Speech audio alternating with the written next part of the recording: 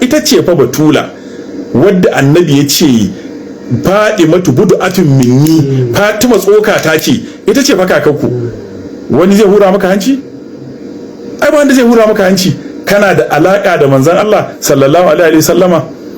Shine Imam Shafi wani baiti yake cewa ya ahla baiti rasulillahi hubbukum, ya ku iyalan manzon Allah sallallahu alaihi wasallama, kaunarku fardun minallahi fil qur'ani anzalahu, farali ne daga gurin Allah da ya saukar a alqur'ani kuma wajabta dole a so ku. Yake cewa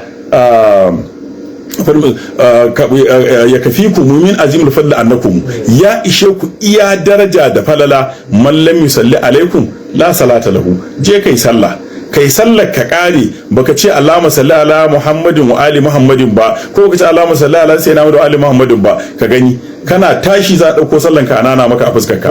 Yawa in dai ba salatin annabi da iyalan gidan annabi to baka da sallah.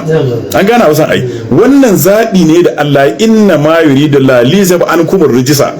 Allah yana son ya tafiyar muku da dauda ahlul baiti, ya ku ahlul baiti, wai dahirukum tadhira. Allah ne fa wai dahirukum ya tsarkake ku fa, tadhiran iya tsarkakewa. To masu ma yin tsarkin ba wanda ya tsarkake da kanshi ba ya ce yana son su. Inna